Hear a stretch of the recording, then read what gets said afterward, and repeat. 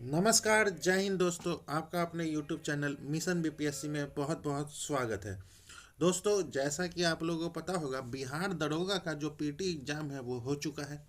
अगर आप लोगों के अगर 65 प्लस क्वेश्चन सही हो रहे हैं तो आप लोग मेंस के लिए लग जाइए। उसी के संबंध में खान सर के द्वारा जो मेंस का टेस्ट सीरीज लिया जा रहा है, उसी का आज के सेशन में टेस्ट नंबर 2 का डिस्कशन करने वाले हैं। इससे पहले पहला टेस्ट का डिस्कशन हो चुका है, साथ ही साथ उसका पीडीएफ भी आप लोगों को प्रोवाइड करवा दिया गया है। अगर आपको उसका पीडीएफ चाहिए तो आप हमारे टेलीग्राम लिंक से जुड़ सकते हैं। टेलीग्राम का लिंक जो है वो इस वीडियो के डिस्क्रिप्शन में है। वहाँ से जाके आप टेलीग्राम ज्वाइन कर ले, आपको पीडीएफ प्रोवाइड करवा दिया जाएगा। तो चलिए आज का सेशन स्टार्ट करते हैं। केजीएस के द्वारा बिहार दरोगा मेंस टेस्ट नंबर 2। आते हैं क्वेश्चन नंबर पहले पे। पूछ रहा है निम्नलिखित कथनों पर विचार करना। पहला, महाद्वीपीय महाद्वीपीय ढाल महासागर का वह हिस्सा है जो सबसे अधिक मछली पकड़ने के क्षेत्रों के लिए उपयुक्त होता है, और अगाध मैदान में अवसादी निक्षेपों की कमी होती है क्योंकि ये महासागर के सबसे गहरे हिस्से होते हैं। और समुद्री कंदराएं अक्सर बड़ी नदियों के मुहाने पर पाई जाती हैं। उपयुक्त कथनों में से कौन सा कथन जो है वो सही है? तो इसका राइट आंसर है ऑप्शन नंबर ए जो है इसका राइट आंसर है। केवल पहला एक कथन जो है वो सही है, केवल तीसरा कथन जो है वो सही है, बाकी पहला और दूसरा जो है वो गलत है। अब चलते हैं क्वेश्चन नंबर 2 पे। निम्नलिखित में से कौन सी जनजाति अंडमान निकोबार द्वीप की विशेष रूप से कमजोर जनजाति समूह नहीं है? कौन सी जनजाति जो है वो कमजोर जनजाति समूह नहीं है? तो ऑप्शन नंबर डी जो है वो खासी जनजाति समूह जो है वो अंडमान निकोबार की सबसे कमजोर जनजाति समूह नहीं है। ये जो खासी जो है वो मेघालय की एक प्रमुख जनजाति है। खासी जो है वो मेघालय की एक प्रमुख जनजाति है। अब चलते हैं क्वेश्चन नंबर 3 पे। जनगणना 2011 के अनुसार भारत का एकमात्र राज्य कौन सा है जो जनसंख्या की दशकीय वृद्धि ऋणात्मक दर्ज की गई है? कौन सी ऐसी है? केरल, नागालैंड, गोवा या सिक्किम? तो इसका राइट आंसर है ऑप्शन नंबर बी जो है वो नागालैंड है। इसका दशकीय वृद्धि दर जो है वो -0.58% है। अब चलते हैं क्वेश्चन नंबर 4 पे। निम्नलिखित युग्मों पर विचार करना है। स्थल और क्षेत्र है।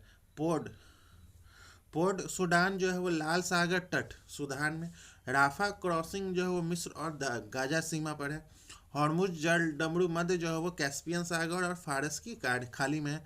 और उपयुक्त युग्मों में से कितने युग्म जो है वो सही सुमेलित है? तो ऑप्शन नंबर बी, केवल 2 युग्म जो है वो सही सुमेलित है, पहला और दूसरा। हॉर्मुज जो जल डमरू मध्य है वो कैस्पियन सागर को जोड़ता है, ये जो है वो बिल्कुल गलत है, क्योंकि हॉर्मुज जल डमरू मध्य जो है वो फारस की खाड़ी को ओमान की खाड़ी से जोड़ता है। फारस की खाड़ी को ओमान की खाड़ी से जोड़ता है।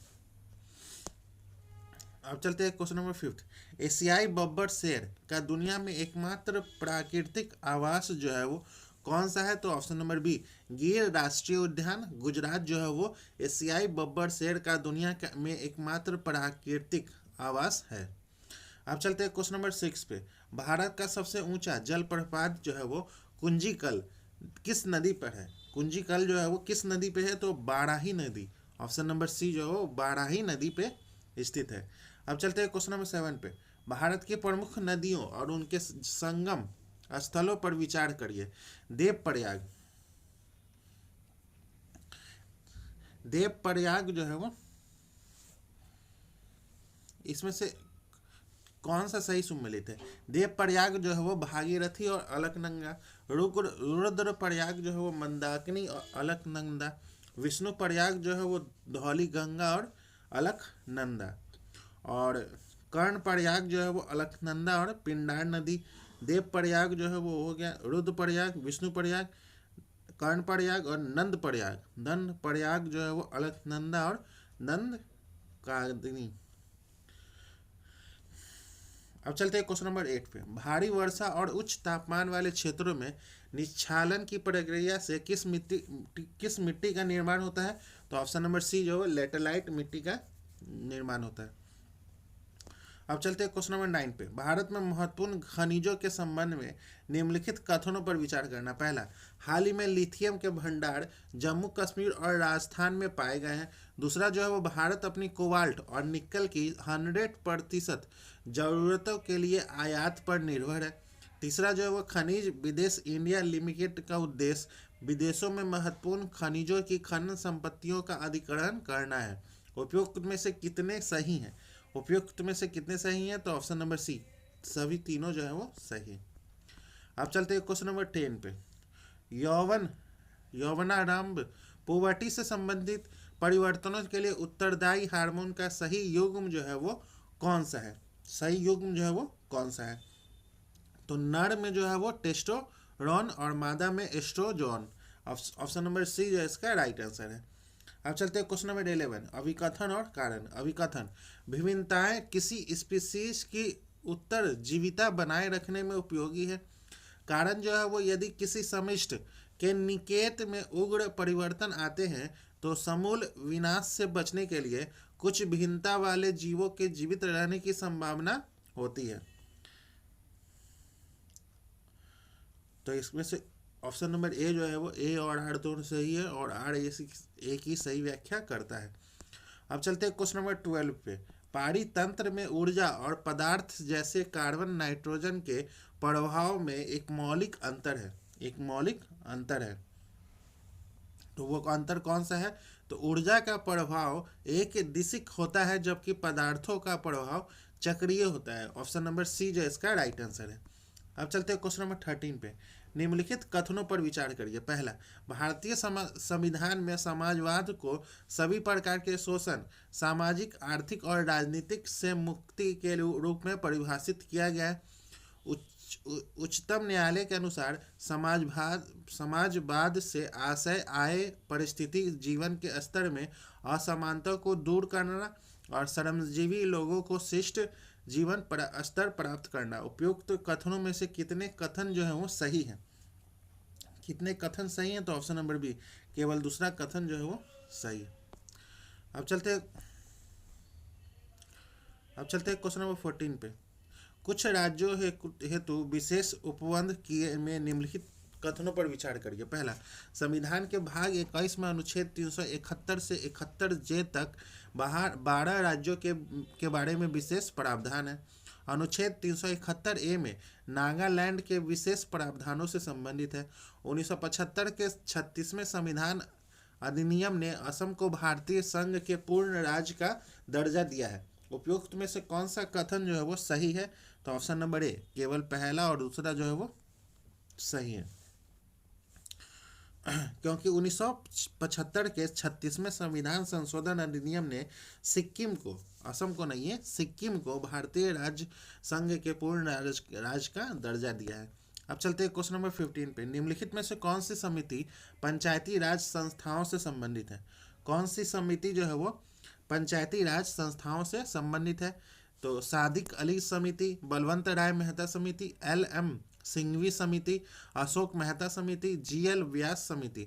नीचे दिए गए कुट का प्रयोग कर सही उत्तर का चयन करना है। तो ऑप्शन नंबर डी जो है वो इनमें से सभी इसका राइट आंसर है। अब चलते हैं क्वेश्चन नंबर 16 पे। निम्नलिखित में से किस अनुच्छेद में 103वां संविधान संशोधन अधिनियम 2019 को जोड़ा गया है? इनमें जोड़ा गया है तो ऑप्शन नंबर सी जो है वो अनुच्छेद 15 का 6। अब चलते हैं क्वेश्चन नंबर 17 पे। राज्य के नीति निर्देशक सिद्धांत एक ऐसा चेक है जो बैंक की सुविधा अनुसार अदा किया जाता है। यह कथन जो है वो किसका है? यह कथन किसका है? तो ऑप्शन नंबर बी जो है वो के टी साहा ने। ऑप्शन नंबर बी जो इसका राइट आंसर है। अब चलते हैं क्वेश्चन नंबर 18 पे। केंद्र और राज्यों के मध्य शक्तियों के, अब चलते हैं क्वेश्चन नंबर 18 पे।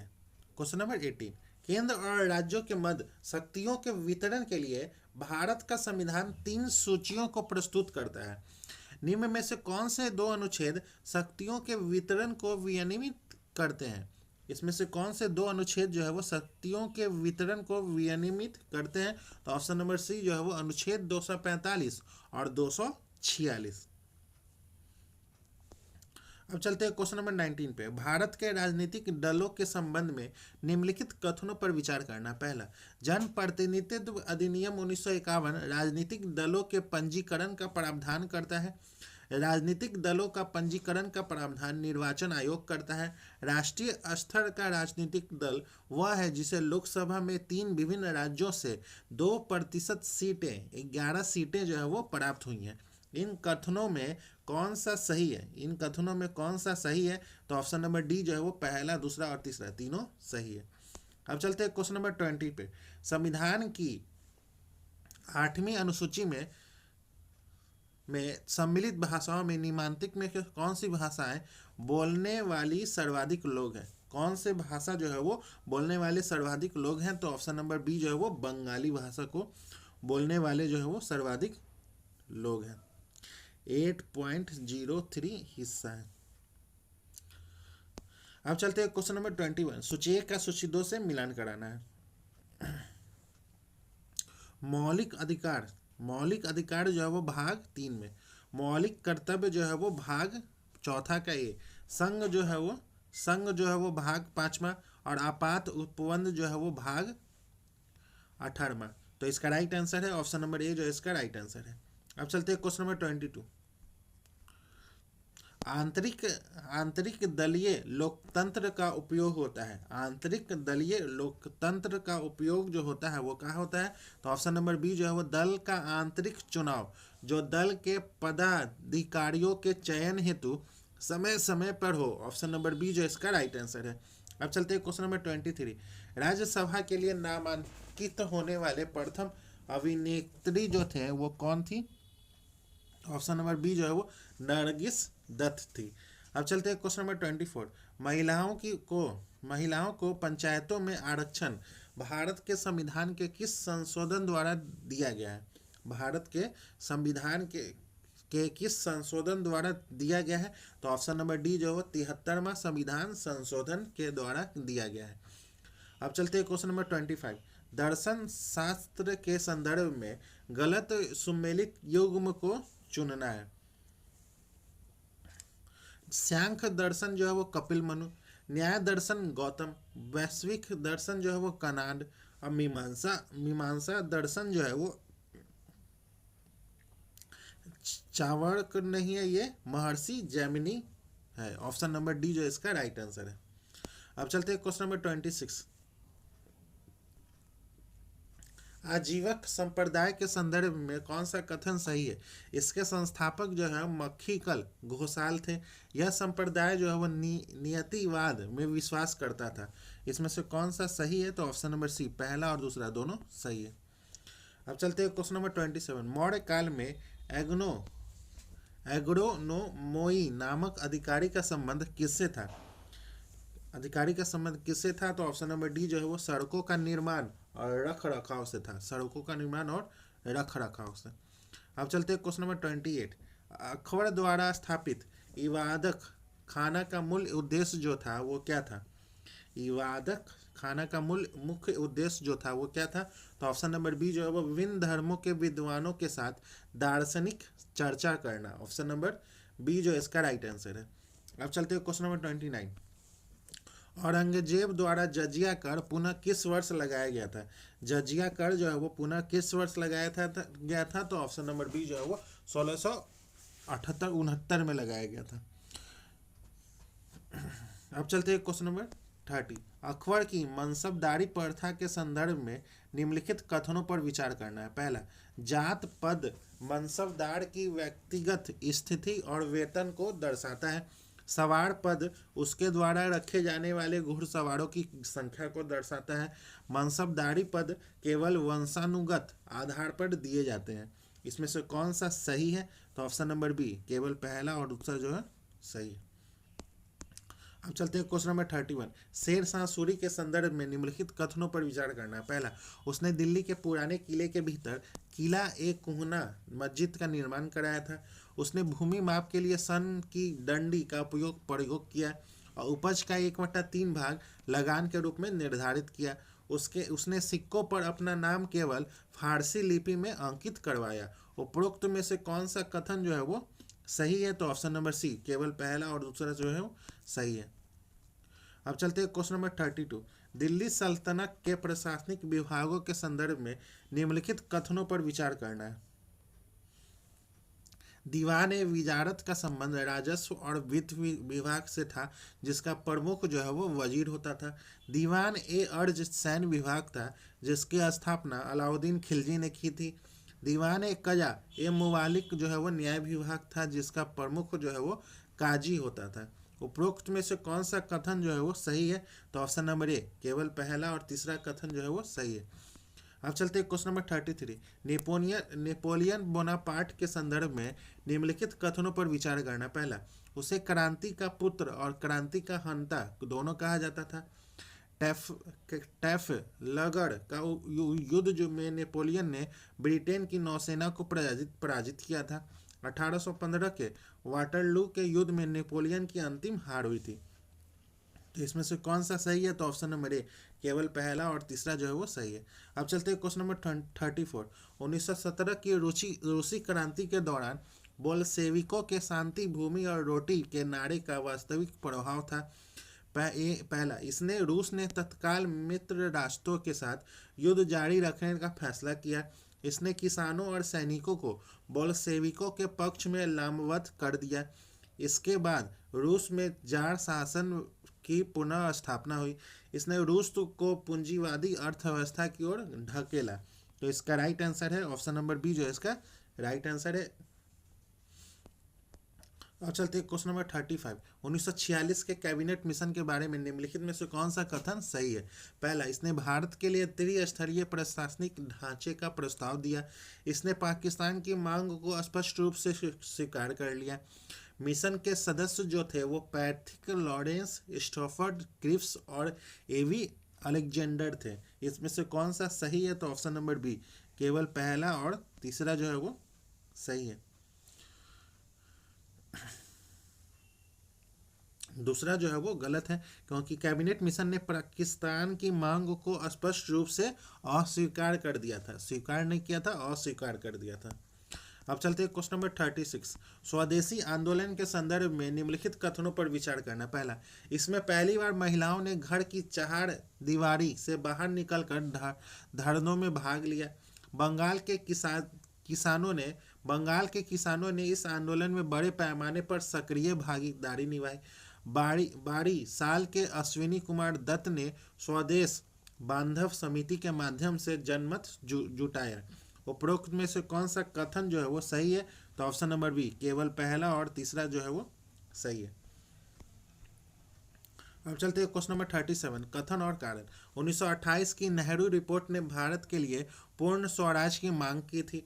कारण जो है वो सुभाष चंद्र बोस और जवाहरलाल नेहरू ने डोमिनियन स्टेटस के विचार का विरोध किया था। इसमें से कौन सा सही है? तो ऑप्शन नंबर सी, ए गलत है, परंतु आर जो है वो गलत सही है। अब चलते हैं क्वेश्चन नंबर 38। लॉर्ड डलहौजी की व्यापक के सिद्धांत के तहत राज्यों के विलय का सही क्रम जो है वो कौन सा है? तो पहले जो है वो सतारा थे, फिर संबलपुर, फिर उदयपुर, फिर झांसी। सतारा जो है वो 1848 में, जैतपुर और संबलपुर जो है वो 1849 में, घाट जो है वो 1850 में, उदयपुर जो है वो 1852 में, झांसी जो है वो 1853 में, नागपुर जो है वो 1854 में। तो ऑप्शन नंबर बी जो है इसका राइट आंसर है। अब चलते हैं क्वेश्चन नंबर 39। भारत शासन अधिनियम 1935 के बारे में असत्य कौन है? असत्य कथन का चयन करना है। तो इसने वायसराय की परिषद में भारतीय सदस्यों की संख्या को सीमित कर दिया। ऑप्शन नंबर डी जो है इसका असत्य है। अब चलते हैं क्वेश्चन नंबर 40। निर्देश, कविकथन और कारण है। अभिकथन, मनुष्य के आमाशय में सेल्समा का स्रावन महत्वपूर्ण है। कारण जो है वो सेल्समा सामान्य परिस्थितियों में आमाशय के आंतरिक स्तर को की हाइड्रोक्लोरिक अम्ल से रक्षा करता है। सही विकल्प चुनना है। इसमें से कौन सा सही विकल्प है? तो ऑप्शन नंबर ए जो है वो ए और आर दोनों सत्य है, लेकिन आर ए की सही व्याख्या है। अब चलते हैं क्वेश्चन नंबर 41। स्वतंत्रता के पूर्व भारतीय अर्थव्यवस्था के संदर्भ में निम्नलिखित कथनों पर विचार करना। पहला, ब्रिटिश शासन के तहत भारत में भारी मशीनरी क्षेत्र में एक मजबूत विनिर्माण आधार था। कथन कारण जो है वो कथन दूसरा, ब्रिटिश औपनिवेशिक नीतियों का मुख्य उद्देश्य भारत को ब्रिटेन के आधुनिक औद्योगिक आधार के लिए कच्चे माल का आपूर्तिकर्ता बनाना था। तो इसमें से कौन सा सही है? तो ऑप्शन नंबर डी जो इसका राइट आंसर है। अब चलते हैं क्वेश्चन नंबर 42। निम्नलिखित कथनों पर विचार करना है। पहला कथन एक, प्राथमिक आंकड़े पहली बार किसी विशिष्ट उद्देश्य के लिए स्वयं अन्वेषक द्वारा एकत्र किए जाते हैं। कथन दूसरा, यदि कोई शोधकर्ता अपनी गणना के लिए भारत की जनगणना के आंकड़े का उपयोग करता है तो वह उसके लिए द्वितीय आंकड़े कहलाते हैं। उपरोक्त में से कौन सा सही है? उपरोक्त में से कौन सा सही है? तो ऑप्शन नंबर सी जो इसका राइट आंसर है। अब चलते हैं क्वेश्चन नंबर 43। कथन और कारण। वैश्वीकरण। कथन एक, वैश्वीकरण से विदेशी कंपनियों का प्रवेश बढ़ा है और कारण जो है वो व्यापार प्रतिबंधों में कमी से अंतर्राष्ट्रीय व्यापार आसान हुआ है। इसका राइट आंसर है ऑप्शन नंबर ए जो है वो ए और आर दोनों सही है और आर की सही व्याख्या करता है। अब चलते हैं क्वेश्चन नंबर 44। यूनेस्को शांति पुरस्कार का नाम जो था वो क्या था? यूनेस्को शांति पुरस्कार का नाम जो था वो Felix Houphouet Boigny peace prize. Option number C जो इसका राइट आंसर है। अब चलते हैं क्वेश्चन नंबर 45। भूमि सुधार मुख्य रूप से किससे संबंधित है? तो भूमि सुधार जो है वो मुख्य रूप से किससे संबंधित है? तो ऑप्शन नंबर डी, जमींदारी प्रथा का उन्मूलन से संबंधित है। अब चलते हैं क्वेश्चन नंबर 46। निम्नलिखित में से बिहार के किन व्यक्तियों को भारत रत्न प्रदान नहीं किया जाता है? नहीं किया गया है। इनमें से किन व्यक्तियों को भारत रत्न जो है वो प्रदान नहीं किया गया है?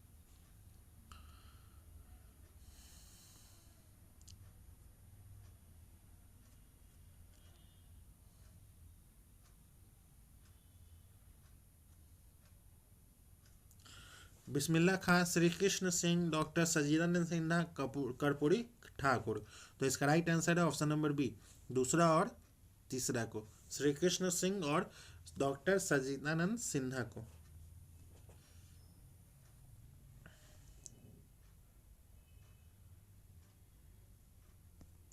अब चलते हैं क्वेश्चन नंबर 47। पटना उच्च न्यायालय की पहली महिला मुख्य न्यायाधीश जो थी वो कौन थी? पटना उच्च न्यायालय की पहली महिला मुख्य न्यायाधीश जो थी वो कौन थी? तो रेखा मनहर लाल दोषी। ऑप्शन नंबर बी जो इसका राइट आंसर है। अब चलते हैं क्वेश्चन नंबर 48। बिहार में पाल कला के संबंध में निम्नलिखित कथनों पर विचार करना। पहला, पाल कला की मूर्तियां मुख्य रूप से काले बेसाल्टी पत्थर और कांसे से बनी थी। दूसरा जो है वो यह कला शैली हिंदू धर्म से प्रेरित थी जिसमें शिव और विष्णु की मूर्तियों की प्रधानता थी। धीमन और उनके पुत्र विथपाल इस कला के प्रसिद्ध कांस्य मूर्तिकार थे। पाल शैली की चित्रकला में तांत्रिक कला का प्रभाव स्पष्ट रूप से देखा जा सकता है। उपयुक्त में से कौन सा कथन जो है वो सही है? तो ऑप्शन नंबर बी, केवल पहला और तीसरा और चौथा कथन जो है वो सही है। अब चलते हैं क्वेश्चन नंबर 49। सत्य युग की पहचान करना है। बाण सागर परियोजना सोन नदी पे है। मंडल डैम परियोजना उत्तरी कोयल नदी पे है। डगमारा जल विद्युत परियोजना कोसी नदी पे है। तो ऑप्शन नंबर डी जो है उपयुक्त सही इसका राइट आंसर है। अब चलते हैं क्वेश्चन नंबर 50। निम्नलिखित में से असत्य विकल्प का चयन करना है। इसमें कौन सा असत्य है? तो न्यूनतम जनसंख्या घनत्व कैमूर का है। बिहार में नगरीकृत जनसंख्या का प्रतिशत जो है वो 11.3% है। न्यूनतम लिंगा अनुपात वाला जिला जो है वो पूर्णिया नहीं है, ये मुंगेर है। और सर्वाधिक दशकीय जनसंख्या वृद्धि मधेपुरा में है। तो ऑप्शन नंबर सी जो है वो असत्य है। अब चलते हैं क्वेश्चन नंबर 51। बिहार का पहला जैविक ग्राम केडिया किस जिला में स्थित है? केडिया जो है वो किस जिला में स्थित है? तो ऑप्शन नंबर डी जो है वो जमुई में है। अब चलते हैं क्वेश्चन नंबर 52। निम्नलिखित में से असत्य युग्म की पहचान करना है। काटी बिजली परियोजना मुजफ्फरपुर में। कहलगांव सुपर थर्मल पावर जो है वो भागलपुर में। नवीनगर विद्युत उत्पादन औरंगाबाद में। तो ऑप्शन नंबर डी जो है उपयुक्त में से कोई नहीं असत्य है। अब चलते हैं क्वेश्चन नंबर 53। निम्नलिखित कथनों पर विचार करना। पहला, अंतर्राष्ट्रीय बुकर पुरस्कार 2024 बानू मुश्ताक को हार्ट लैम्प हेतु प्राप्त हुआ है। हार्ट लैम्प मूल रूप से कन्नड़ भाषा में लिखी गई है। हार्ट लैम्प पुस्तक का अंग्रेजी अनुवाद दीपा वस्ती द्वारा किया गया है। सत्य कथन की पहचान करना, इसमें से कौन सा सही है? तो ऑप्शन नंबर बी, केवल दूसरा और तीसरा जो है वो सही है। अब चलते हैं क्वेश्चन नंबर 54। राष्ट्रीय पंचायत पुरस्कार 2025 का मुख्य आयोजन बिहार के किस जिले में हुआ है? बिहार के किस जिले में हुआ है? तो ऑप्शन नंबर ए जो है वो मधुबनी में हुआ है। अब चलते हैं क्वेश्चन नंबर 55। सही विकल्प का चयन करना है। ओवर लिविंग कॉन्स्टिट्यूशन जो है वो शशि थरूर। इन फर्स्टेज ऑफ डेमोक्रेसी जो है वो Najma Heptulla. Beyond the court room फली एस नरीमन। उपयुक्त, इसका राइट आंसर है ऑप्शन नंबर डी, जो उपयुक्त में से सभी विकल्प जो है वो सही है। अब चलते हैं क्वेश्चन नंबर 56। जीविका कार्यक्रम का मुख्य उद्देश्य जो है वो क्या है? जीविका कार्यक्रम का मुख्य उद्देश्य जो है वो क्या है? तो ऑप्शन नंबर बी, ग्रामीण गरीबी को कम करना और आजीविका को बढ़ाना है। अब चलते हैं क्वेश्चन नंबर 57। पहलगाम आतंकी हमला किस तिथि को हुआ था? पहलगाम आतंकी हमला किस तिथि को हुआ था? तो ऑप्शन नंबर बी जो है वो 22 अप्रैल 2025 को हुआ था। अब चलते हैं क्वेश्चन नंबर 58। सूची 1 का सूची 2 से मिलान कराना है। लाई हड़ोबा जो है वो मणिपुर में। कडरम जो है वो तमिलनाडु में। तेगुडोंग फाट जो है वो सिक्किम में। और चेराब जो है वो मिजोरम में। तो इसका राइट आंसर है ऑप्शन नंबर सी जो है इसका राइट आंसर है। अब चलते हैं क्वेश्चन नंबर 59। चंद्रमा तल पर सफलतापूर्वक उतरने वाला पहला अंतरिक्ष यान जो है वो कौन सा है? पहला अंतरिक्ष यान जो है वो कौन सा है? तो ऑप्शन नंबर बी जो है वो लूना 9 है। अब चलते हैं क्वेश्चन नंबर 60। निम्नलिखित में से कौन संयुक्त राष्ट्र संघ की मान्यता प्राप्त भाषा नहीं है? कौन सी संयुक्त राष्ट्र संघ की मान्यता प्राप्त भाषा नहीं है? तो ऑप्शन नंबर बी जो है वो जर्मन जो है वो नहीं है। अब चलते हैं क्वेश्चन नंबर 61।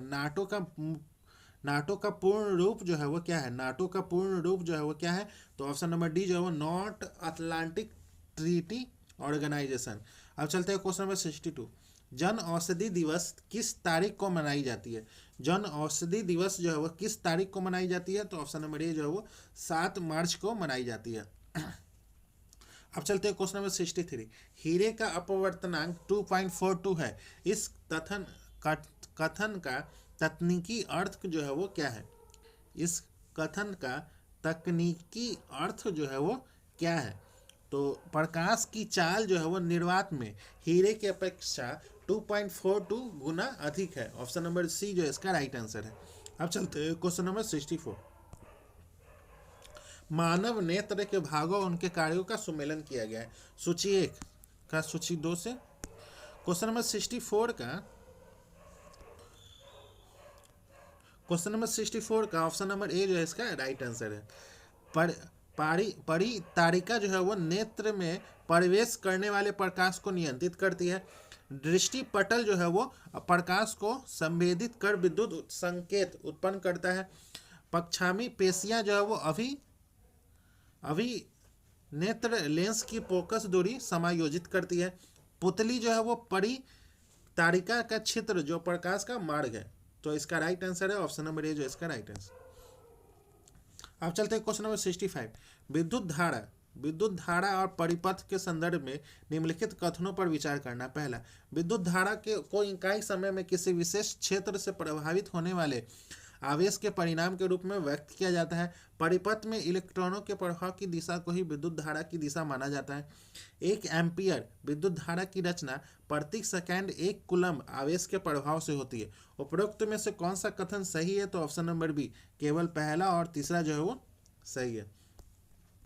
अब चलते हैं क्वेश्चन नंबर 66। एक विद्युत चुंबक की प्रबलता किन कारकों पर निर्भर करती है? पहला, परिनालिका में प्रभावित विद्युत धारा के परिमाण पर, परिनालिका में फेरों की संख्या पर, क्रोड के पदार्थ की प्रकृति जैसे नरम लोहे पर। सही कुट का चयन करना है तो ऑप्शन नंबर डी जो है वो पहला, दूसरा, तीसरा तीनों सही है।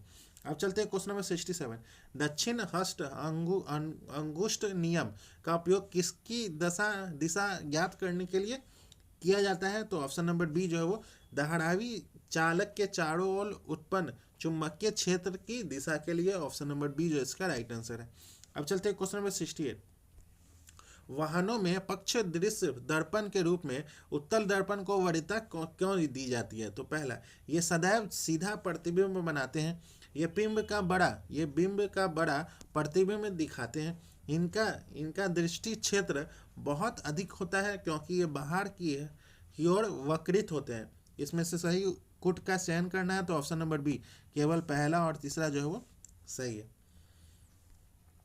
अब चलते हैं क्वेश्चन नंबर 69। अभिकथन और कारण। मैग्नीशियम रिबन का दहन करते समय इसे चमकदार श्वेत लोह के साथ जलता हुआ देखा जाता है। यह वायु में उपस्थित नाइट्रोजन के साथ अभिक्रिया करके मैग्नीशियम नाइट्राइड बनाता है। तो इसमें से कौन सा सही है? तो ऑप्शन नंबर सी जो है इसका राइट आंसर है। अब चलते हैं क्वेश्चन नंबर 70। निम्नलिखित में से कौन सा कथन असत्य है? निम्नलिखित में से कौन सा कथन असत्य है? तो जिस्म में क्रिस्टल के जल के 5 अणु होते हैं। ऑप्शन नंबर सी जो इसका राइट आंसर है। अब चलते हैं क्वेश्चन नंबर 71। अभिकथन और कारण। अभिकथन, जब कार्बन डाइऑक्साइड गैस को चूने के पानी में प्रभावित किया जाता है तो दूधिया हो जाता है, लेकिन अधिक मात्रा में गैस प्रभावित करने पर पुनः रंगहीन हो जाता है।